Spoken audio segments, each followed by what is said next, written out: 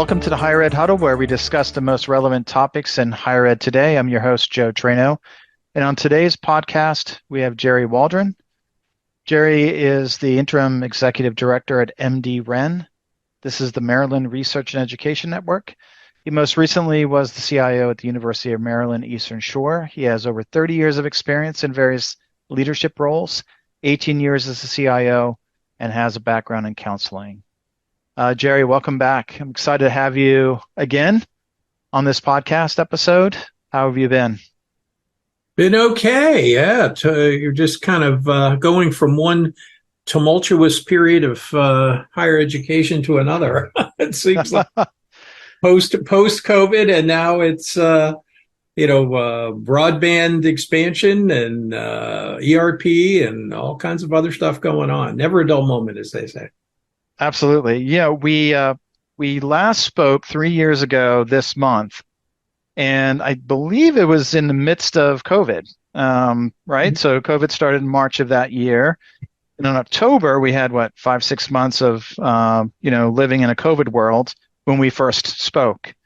And it was a good podcast. And I think the topic was around the impact of moving to having to pivot and what that looks like. Certainly we learned a lot. And I think at that time, we likely saw a pause on a lot of the bigger projects in higher ed. A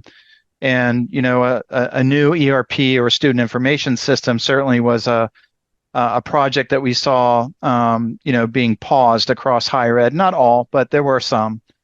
And that's a topic we're going to touch on today. I think certainly with your new role at MDREN, I think there's some tie back to the important work that you're doing and how it relates to more of these cloud-based solutions that we're seeing. Certainly, the modern ERP student information systems that we're seeing, are reliant on a redundant and redundant network backbone and just being consistent. So love to hear more about that. But I think maybe first start off and give us a little bit more background on what MDREN is and how they support the higher ed space in Maryland.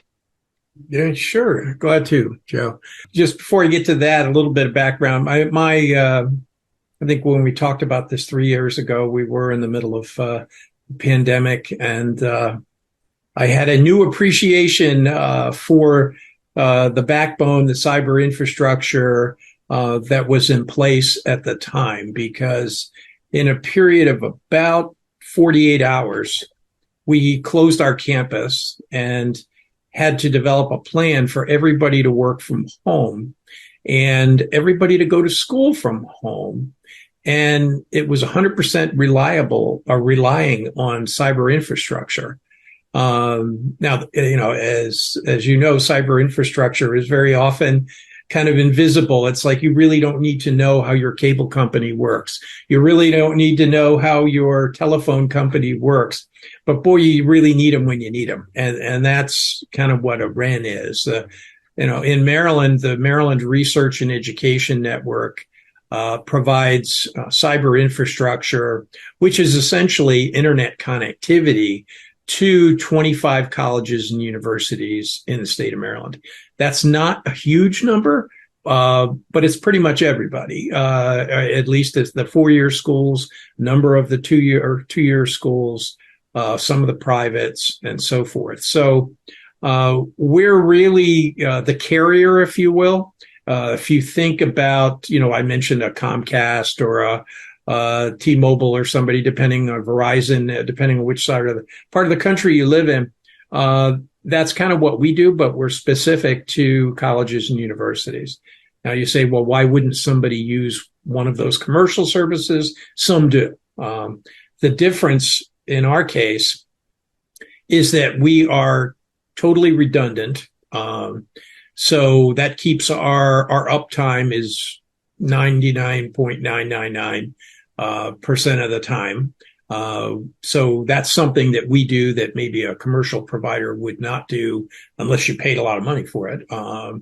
We also can expand our network. Colleges and universities use quite a bit of of internet service, ISP service. And I know you've been on a lot of college campuses. And if you see, any college campuses that has students living on campus uses a lot of internet.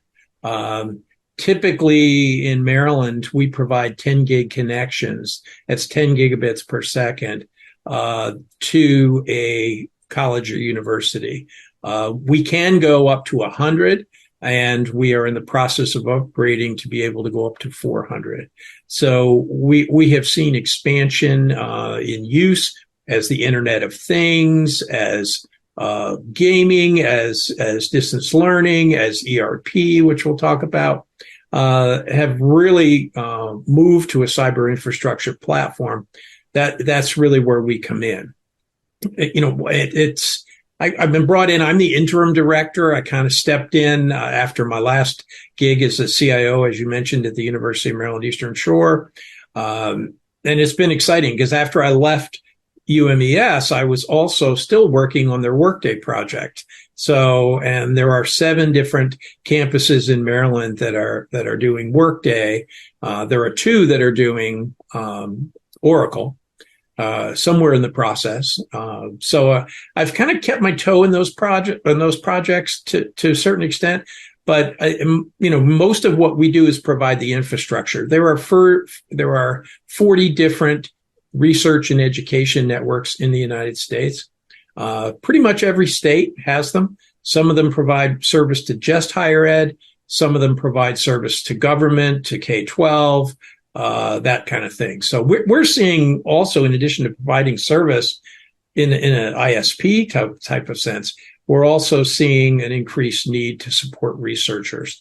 Research is not just for the big schools anymore, and researchers at smaller schools, rural institutions, underserved, underfunded institutions need to have access, and that's where cyber infrastructure and the related support comes in. So long description. So I've still got my toe in, and it's another sort of exciting perspective beyond the CIO world that I've been in for so many years. Yeah, I appreciate that. There were some facts in there that I wasn't aware of, so I appreciate that very much. And as you know, when I worked in one of the Maryland institutions, we were considering moving to MDREN, which I think we eventually did. So that certainly was a choice for us as an institution. I think pricing was a little bit better at the time as well. So I don't know if that's still the case with MDREN versus a Comcast or other service providers, but certainly cost was a factor for us at the time. Yeah, I think, one more little thing on that. I think one of the things that makes us attractive to other to colleges and universities in our state is that we not only provide a network of networks, we provide a network of people. And so, we meet on a monthly basis with network engineers and CIOs around the state. We talk about what they're doing, what we can do, what we'd like to do, what they need someone to help them do, that kind of thing. And you can imagine if you were talking to a commercial provider, they provide what they provide. They're not in the education business. We are definitely in the education business and a part of the education community. So I hope that provides even another level of attractiveness because we are a network of people. And we understand higher ed. Yep. Yep, that's true. I think that certainly understanding how institutions are using the infrastructure, the importance of the uptime and reliability, and also looking for new creative ways to provide services to the institutions, I think is a positive for RENs, not just Maryland but other states as well. I think there's I think certainly in large associated groups, there's the best thinking that really bubbles to the top, and I think that's certainly the case for MDREN as well.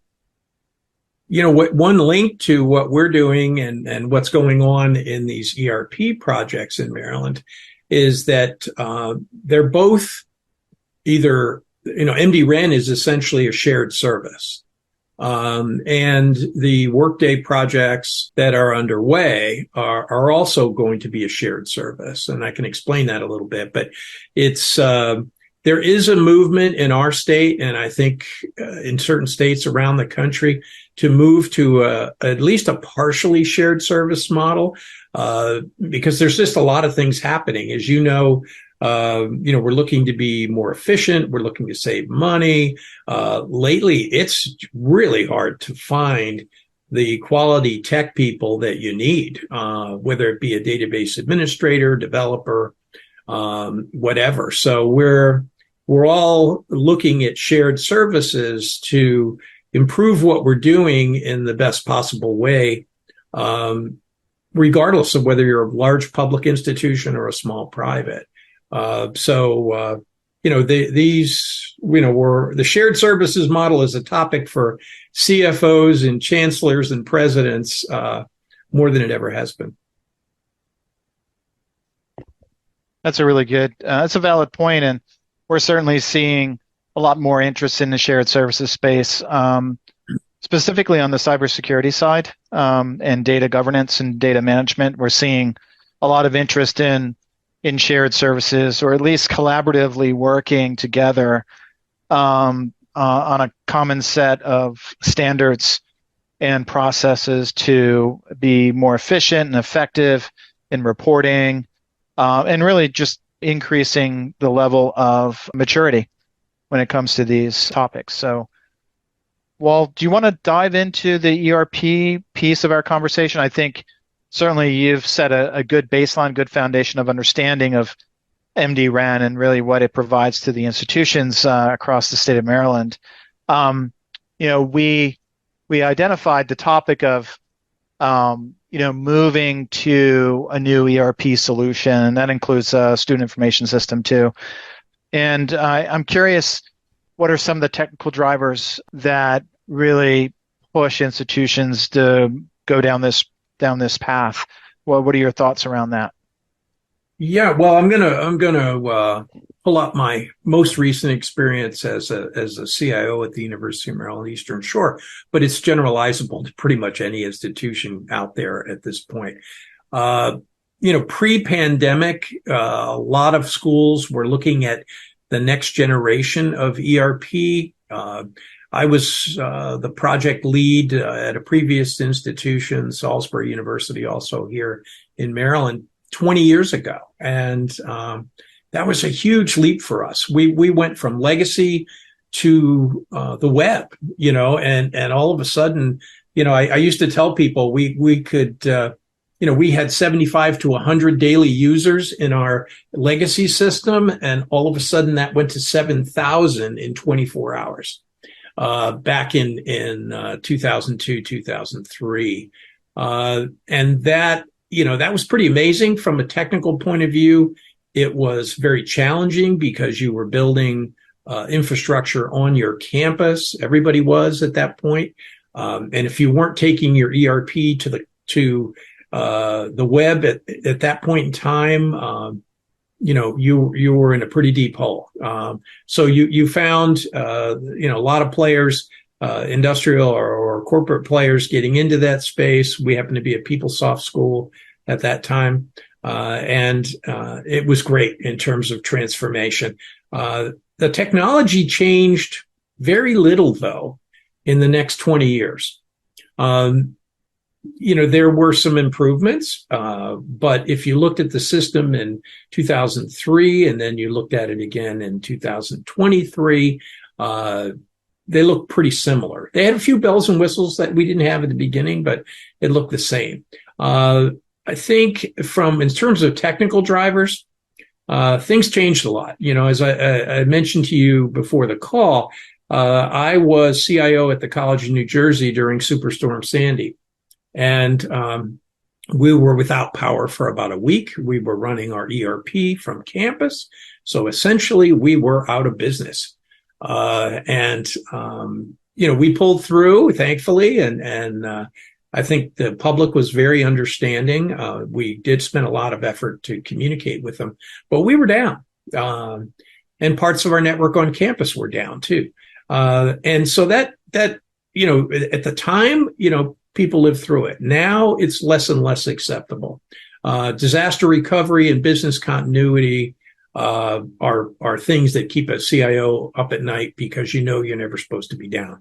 So moving to the cloud, which is the next step. I mentioned moving to the web. Now it's moving to the cloud, but it's for a lot of different reasons: disaster recovery, business continuity. One of the big challenges is finding technical professionals to be a part of your team. Depending on where you live, it could be really, really hard. Finding a database administrator, skilled developers, those kinds of folks that are just really hard to find these days. And if you're at a smaller rural campus, it's very hard.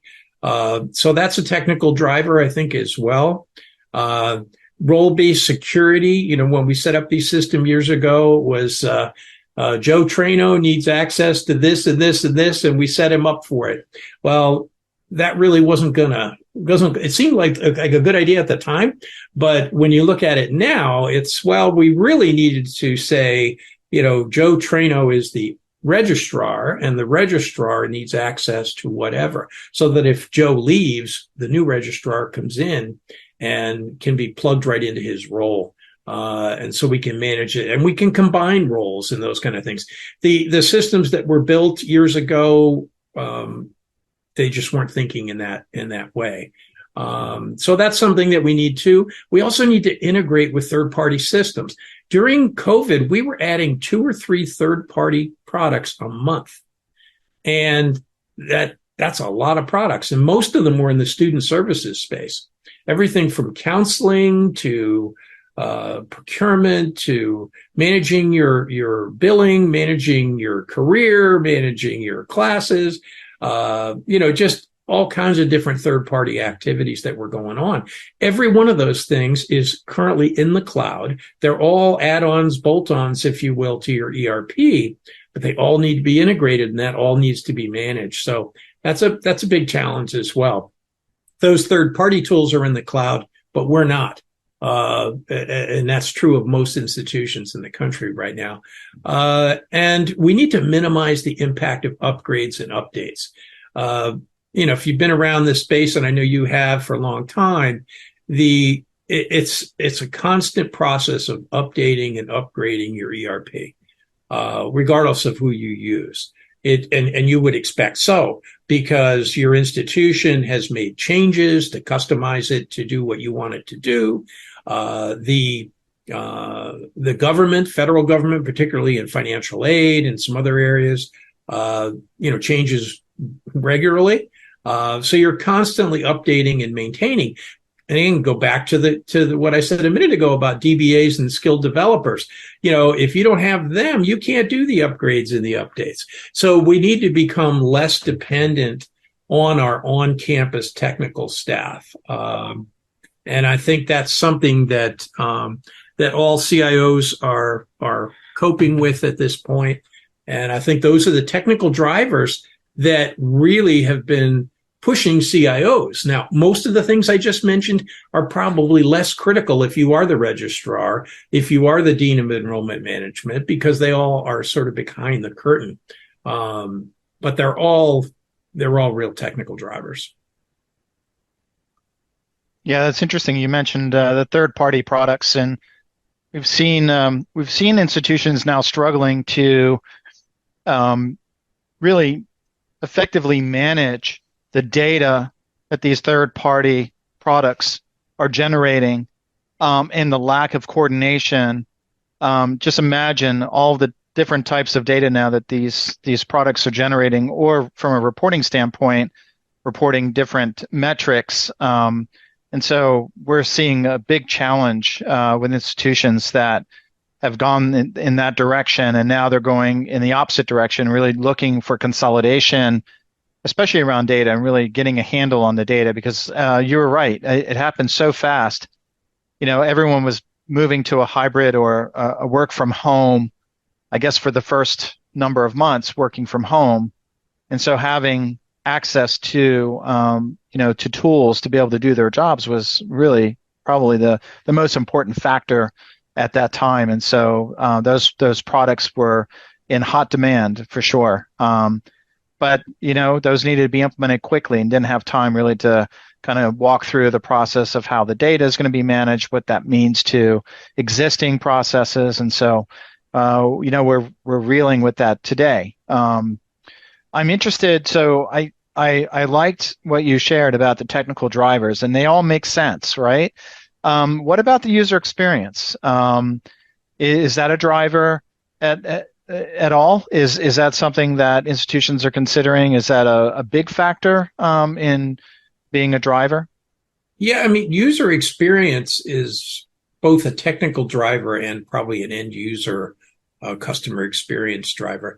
I mentioned a lot of these tools that we're using were built 20 years ago when just having them available on the web was just amazing. They were a little clunky, they were a little cryptic, and they still are. And I think what's changed is that back then, people were just happy to have access. Now we live in an Amazon generation. We're used to being able to see things, buy things, peruse things, interface with a product at a very clean customer level. And I know all of us, if we go to a website to buy something and it's clunky, we go somewhere else. And I think colleges and universities are saying the same thing. Their faculty are not happy with the interface. It's too challenging. And in fact it is. Students come in with a different expectation as well. So that's both a technical driver and an end user driver. One thing that you just reminded me of, which we could circle back to, but you were talking about data and data security. I didn't mention that, but I should have. Again, imagine all this data being stored on campus. And, I could tell you in my work right now with cyber infrastructure, we've dealt with 7 different universities in Maryland that have had denial of service attacks in the last year. And that, those of you who don't know what that is, essentially the university is being bombarded with requests to the point where the network can't respond. And so essentially it's shut down. Now we can mitigate that at the middle mile, which is what we do as a REN, but that's another risk. If that data, plus colleges and universities, they get audited, they have security officers and processes, registrars, even though it's an end user driver for them because, they have requirements for data security, obviously, and student data as well as financial data and human resource data. And, it's got to be protected, and the requirements are getting harder and harder and harder to meet. So moving to the cloud, I think will be, we're hoping that will push a little bit of the responsibility off to the vendor and off of us. We'll see how that goes. But, some of the other things that, from an end user perspective, certainly they were looking for more consistent branding between all these different products that students are using. They're looking for an intuitive user interface. They're also looking for some workflow design, and that ties in with the user experience. A lot of the activities that a student does now, whether it be admission, financial aid, registration, whatever it is, there's no workflow connection. I mean, they're basically unique, discrete activities, and people aren't used to that. Again, when you have the Amazon experience, click this, click this, click this, and it walks you through in a very logical way. The systems built years ago didn't do that. They were much more discrete. So, and you mentioned reporting as well. Reporting from multiple sources is next to impossible. A lot of the reporting tools, if they were even delivered back in the day, they were very cryptic and very difficult for end users to make use of. So they would have to rely on IT and to write these reports, and it takes time. We need to empower students. We need to empower faculty. We need to empower offices to handle more of that type of activity to their own benefit. Yeah, that's important. And as I think about, from the perspective of a CIO, if their institution is, having conversations about transitioning to a more modern ERP, it's not an IT project. It's more of a organizational project that requires stakeholder input, certainly buy-in from leadership across the board. What are some important considerations from your perspective to think about as a CIO, facing this from an institutional standpoint? What are some of the things that the CIO should consider? Maybe it's questions that they should consider asking the broader group, or just considerations that a CIO should bring to the table in those conversations. Do you have some thoughts there? Oh, right. Yeah, absolutely. As I say, most recently, I was working, I was really the lead on the Workday project at my last institution. And that'll be a shared tenant situation with the University of Maryland College Park, which is obviously the flagship of the system. And, there's good things and there are bad things about that. The good things are that they do a lot of the heavy lifting. The bad things are you have to do it their way. And no shot at College Park if they're listening, but, because I really do appreciate every day all the work that they did on this. So, but I think, these projects, even for a small school, can cost 10 million, 20 million, 30, 40 million. At a big school, it could be $100 million. And, we talked about the technical drivers. We talked about the end user drivers. Basically, the institutions feel strongly that they need to do something different. But quite honestly, they don't. My experience has been that they don't really write down what they're looking to get out of it. It's more of a feeling than it is a list of requirements. And so what ends up happening is they look at the shiny new system, whether it be a delivered system or a PowerPoint, so it's going to look like this kind of thing. And a lot of the student projects, our products in particular, are currently under development. They're not even 100% done yet, but they look good. They look good, and they're certainly in the direction that the schools want to go. But I guess what I would tell a CIO at this point is to slow down. Before you spend your 10 million, your 20 million, your 30 million, whatever it is you're going to spend, make sure that you understand what you are looking to get out of it. And you really put your finger on a good point. These things are less and less about technology and more about campus transformation, the overused term digital transformation. The president always looks to the CIO, but I think that's more out of habit. In fact, the person who's spearheading a project like this on a campus doesn't need to be the CIO. It needs to be someone that has a clear understanding of what they want to get out of it. You're not going to be handling the technology on your campus anyway. It's going to be handled in the cloud. Your relationship with the product is going to be different. You're not going to be modifying it. You're going to be using a shared product with lots and lots of other institutions. And if, by that, I mean that there's a single code line with whether it's Oracle, Workday, whatever it is, and they're maintaining it for you. And that's got a tremendous upside. But the downside is you can't go in and tinker with it like your old jalopy. You have to let them do it. So it's really about transformation. And I really wish colleges and universities would take a little more time up front. It's frustrating to them, I know, to slow the process. They want a quick fix, but they're going to spend this kind of money and this type of effort. It's a huge, even with a consultant, it is a huge effort for a campus.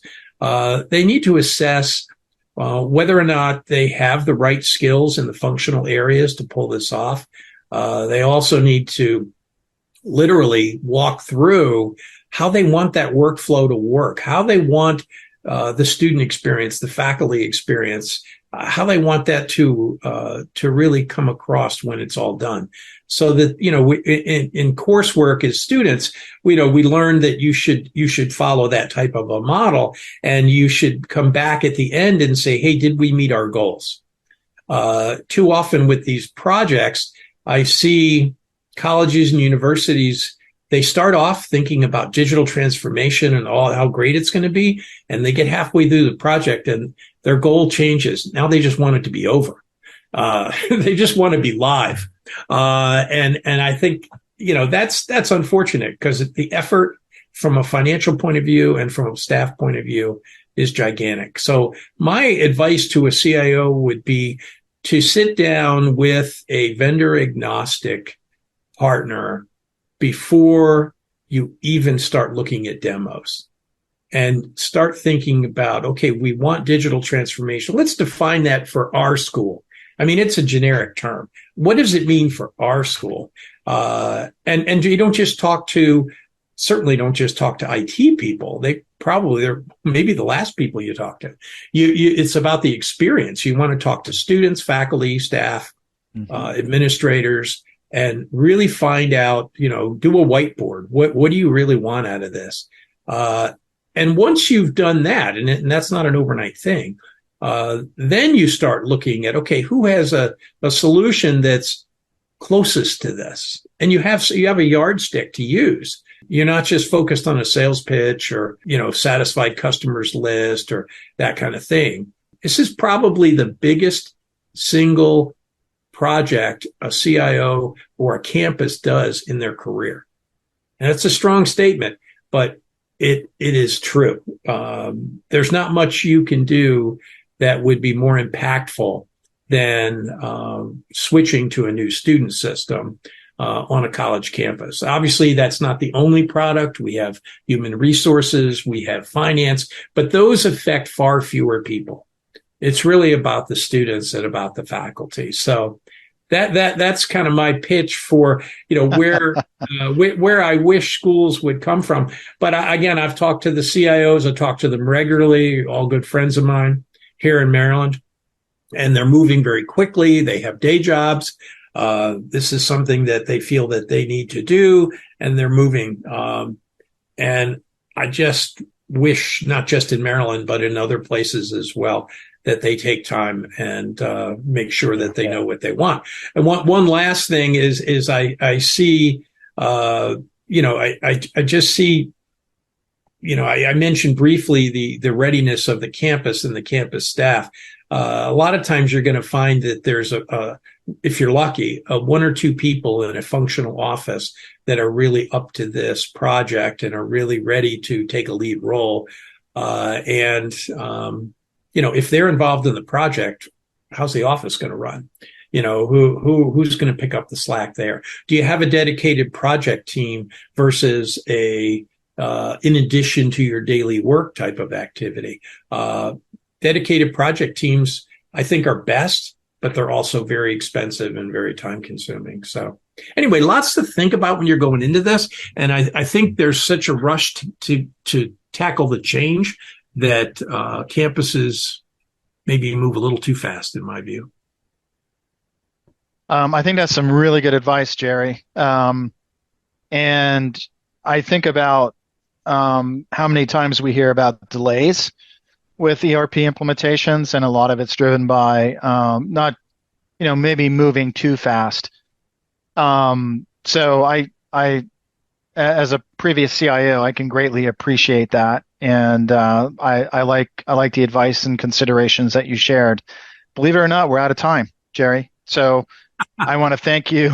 I want to thank you again for joining me today and sharing your insights on the drivers of ERP transitions, and specifically the considerations for CIOs that are, at institutions that are considering this change. So thank you very much. I appreciate that. Yeah, well, I'm happy to chat and to kind of express some of these thoughts. And if any of your clients want to get together, either in a small group to kind of chat more about this, or some of your staff or your team, I'm happy to do it. I think I think the more conversations, the better.